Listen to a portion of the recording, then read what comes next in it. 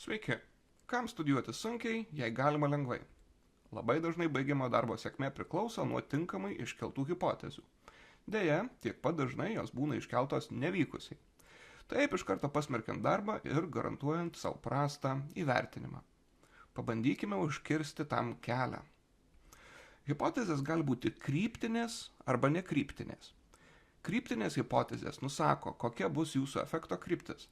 Pavyzdžiui, didesnis išgertos kavos kiekis yra susijęs su geresniais egzamino įvertinimais. Tai kryptinė hipotezė apie tiesinius ryšius. Nekryptinis šios hipotezės variantas būtų išgertos kavos kiekis yra susijęs su egzamino įvertinimais. Visais atvejais hipotezę formuluojame kaip teiginį apie tikrovę. Tarsi juo neabejotume. Taip yra todėl, kad hipotezės turi kilti ne iš gilaus įsitikinimo, bet iš mokslinės literatūros analizės ir jos privalo derėti su egzistuojančiomis teorijomis, antraip tai tiesiog spėliojimas. Pabandykime dar vieną kryptinę hipotezę.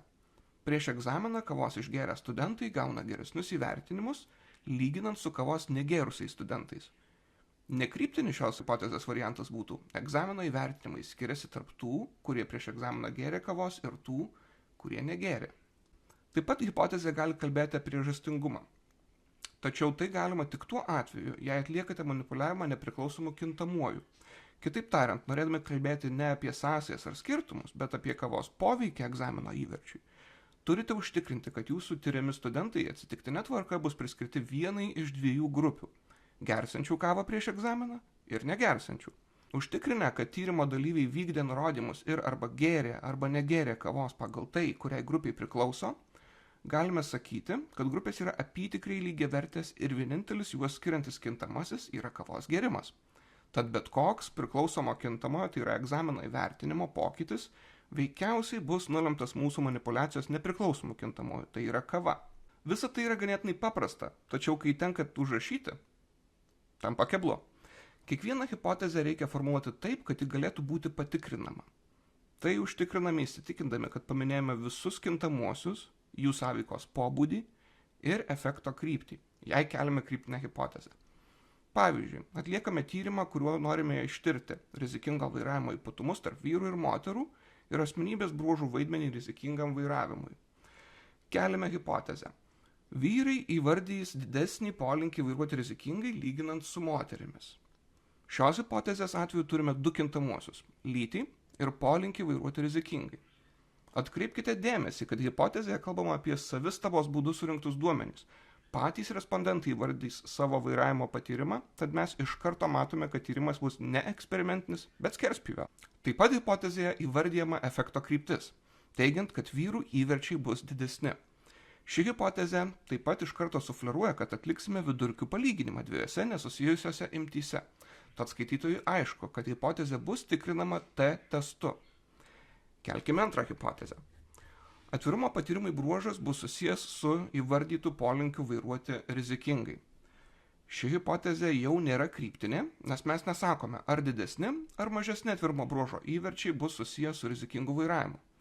Perskaičius šią hipotezę skaitytojui iš karto aišku, kad bus atliekama koreliacinė analizė. Keliant hipotezę visada įsitikinkite, kad tiksliai įvardijote kintamuosius, jų sąveikos pobūdį ir efekto kryptį, jei tai yra kryptinė hipotezė. Perskaičius hipotezę jums turi būti akivaizdu, kokiomis statistinėmis procedūromis ji turi būti tikrinama. Jei taip nėra, kažkur susimovėte. Pamėginkime sudėtingesnį variantą. Keliame hipotezę. Kauniečių, Vilniečių ir Klaipėdiečių įvardytas polinkis į rizikingą vairavimą skirsis. Čia turime nekryptinę hipotezę, kur lyginsime 3 grupės, tad skaitytojui akivaizdu, kad taikysime dispersinę analizę, kitaip vadinamą ANOVA. Kai turime daugiau nei 2 lyginamas grupės, gali būti sudėtinga įvardyti efekto kryptį, tačiau pamėginkime paversti šią hipotezę kryptinę. Kauniečių, Vilniečių ir Klaipėdiečių įvardytas polinkis į rizikingą vairavimą skirsis, didžiausiais įverčiais pasižymės kauniečiai, o mažiausiais klaipėdiečiai. Kadangi iškeliame kryptinę hipotezę, jai tikrinti galėsime naudoti jautresnę skirtumams statistiką, bet apie tai pakalbėsime kitą kartą. Pratęskime hipotezių kelimą apie asmenybės bruožus ir rizikingą vairavimą. Šį kartą įvardijant efekto kryptis. Turėkite omenyje, kad šios hipotezės yra ištrauktos iš kepurės ir aš tingiu išsiaiškinti, kaip išties asmenybės bruožai siejasi su rizikingu vairavimu, bet tikiu, kad jei jums tai bus įdomu, Paieškosite ir rasite gausybę Lietuvoje ir svetur atliktų tyrimų apie tai. Pradedame nuo pagrindinės hipotezės įvardyjimo. Asmenybės bruožai prognozuoja įvardytą polinkį vairuoti rizikingai. Tuomet seka žemesnio lygio hipotezės.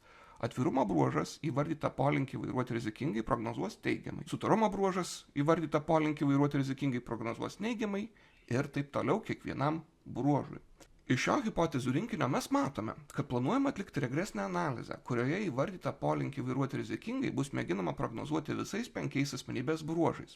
Tokiu atveju rezultatų dalyje pateikiami regresijos rezultatai ir aptariamas kiekvienos hipotezės dalies patvirtinimas arba atmetimas, remiantis gautais rezultatais. Taip pat įvardyjama, ar apibendrinanti hipotezė atmesta ar ne. Štai, pagaliau mokate kelti padorias hipotezes. Studijuoti galima lengvai.